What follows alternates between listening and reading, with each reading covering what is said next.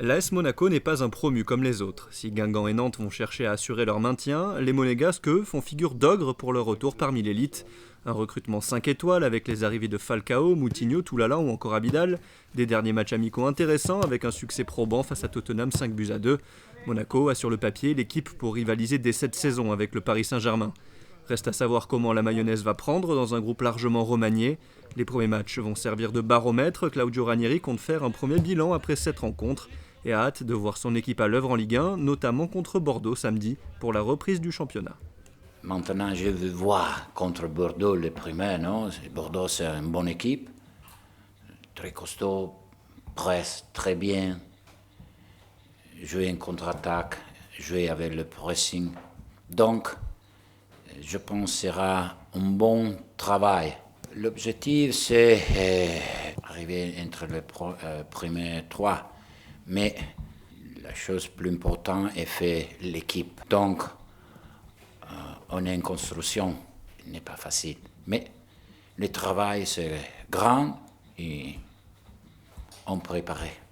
Si Claudio Ranieri estime qu'il va falloir encore un mois à l'ASM pour être prêt à 100%, Eric Abidal insiste lui sur l'importance de ce début de championnat. L'international français, appelé par Didier Deschamps jeudi pour affronter la Belgique, est impatient de débuter après une longue préparation. Je crois que tout le monde a hâte de jouer ce premier match de championnat qui reste important, surtout à l'extérieur.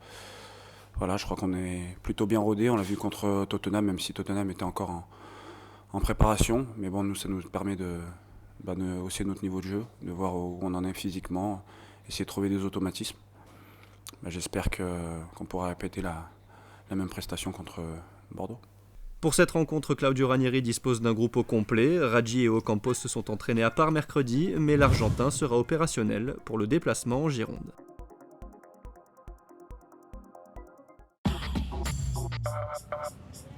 Du changement dans l'organigramme de l'AS Monaco, Vadim Vassiliev devient le nouveau vice-président du club. Jusqu'ici directeur sportif, il remplace Jean-Louis Campora qui a démissionné ce jeudi, estimant qu'après la montée de l'ASM en Ligue 1, son rôle au sein du club était terminé. Dans un communiqué, l'AS Monaco précise que Vadim Vassiliev aura la direction générale de la société dans tous ses aspects, sportifs, commercial, administratifs et financiers. Elle est le nouveau visage de la direction de la coopération internationale.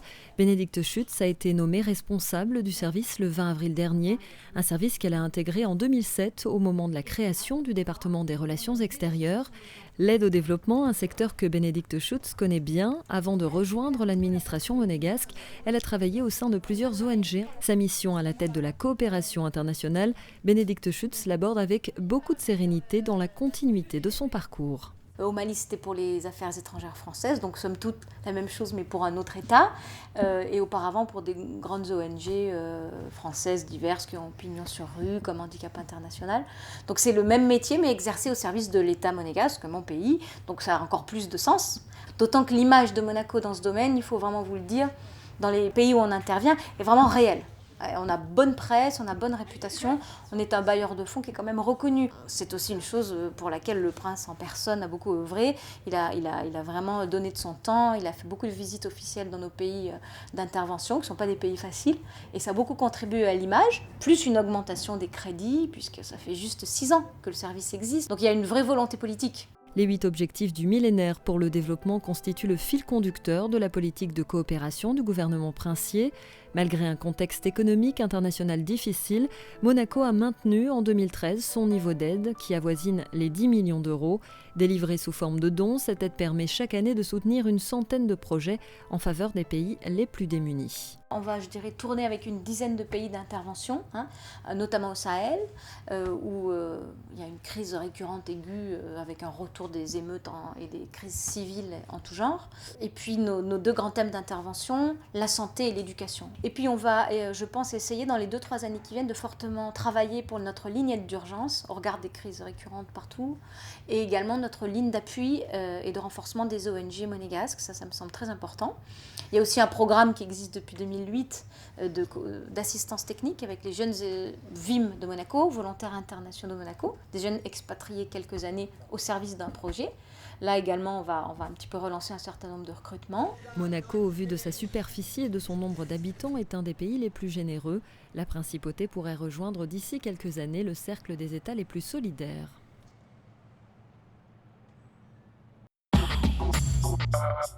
Tout l'été, le musée océanographique propose de nombreuses animations pour enrichir votre visite. Des animations variées, dès l'ouverture jusqu'à la fermeture de ce temple dédié à la mer.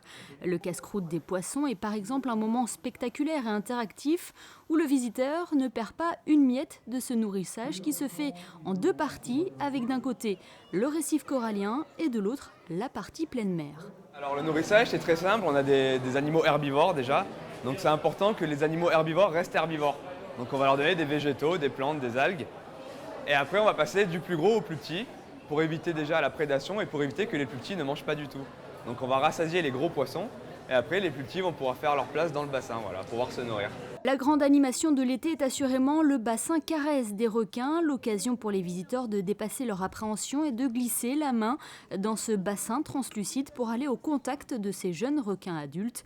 Une sensation unique qui connaît un large succès. C'est très rugueux en fait. C'est un peu comme un petit animal, comme un chat quasiment quand on les voit. C'est pas la même sensation qu'un chat, que le poil d'un chat, mais ils viennent pour se faire caresser les plus petits. On dirait qu'ils aiment bien quoi, quand on les caresse. Ouais. C'est très rugueux mais en même temps c'est très moelleux et ils sont très sympas. C'est un peu scaly, un peu deux, c'est plus deux qu'imaginé, mais c'est bon.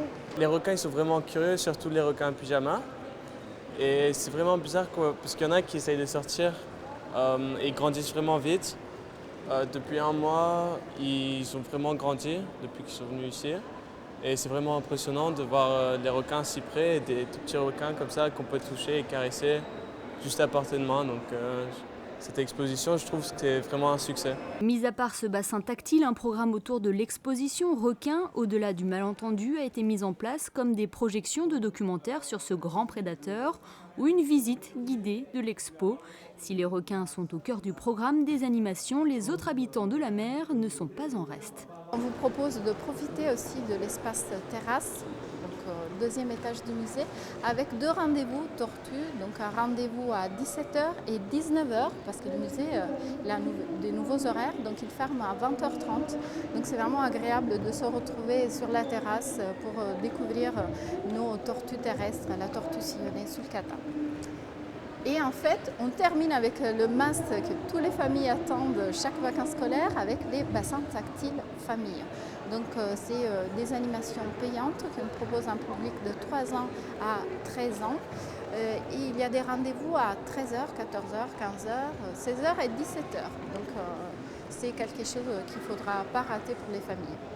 A noter que tous les mercredis, le musée ouvre ses portes jusqu'à minuit, des nocturnes qui permettent de découvrir autrement cet édifice emblématique du Rocher. Pour son dernier concert de la saison dans la cour d'honneur du Palais Princier, ce jeudi 8 août, l'Orchestre Philharmonique de Monte-Carlo avait invité 2 musiciens exceptionnels, 2 stars de la nouvelle génération de la musique classique. La violoniste Lisa Batiashvili, 34 ans, régulièrement invitée par les plus grandes formations de New York, Los Angeles, Chicago, Berlin, Munich, Dresde et Paris, et Lionel Bringuier, 27 ans, chef d'orchestre, qui vient d'être nommé directeur musical du prestigieux orchestre de la Tonale de Zurich. Lionel Bringuier, qui a débuté ses études musicales à l'Académie de musique Régnier 3. Pour moi, c'est un immense honneur d'être ici ce soir. Le Palais Princier, c'est un peu ma maison d'été. J'ai vu tous les concerts depuis que je suis tout petit, mais c'est la première fois que j'y dirige. Un immense honneur d'être ici.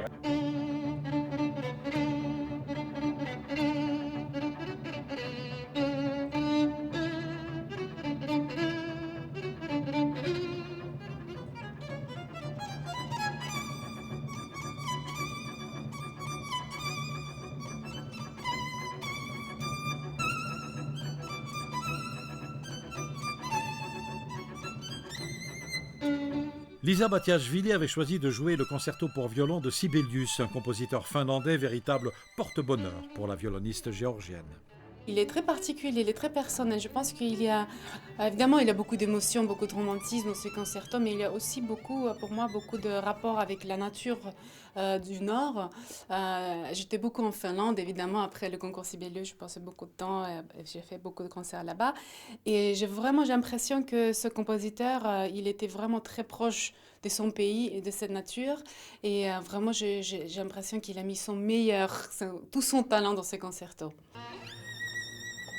Lisa Batiashvili a fait preuve d'une étonnante virtuosité et d'une maîtrise totale de son instrument malgré la chaleur, l'humidité et même quelques gouttes de pluie qui auraient pu troubler cette magnifique artiste. En seconde partie, l'Orchestre Philharmonique de Monte-Carlo, sous la direction de Lionel Bringuier, a interprété la 4e symphonie de Tchaïkovski avec ce final en forme de fête populaire où Tchaïkovski semble nous dire que si tout est triste dans ce monde, il existe des joies simples mais fortes. Il faut se réjouir de la joie des autres, on peut quand même vivre.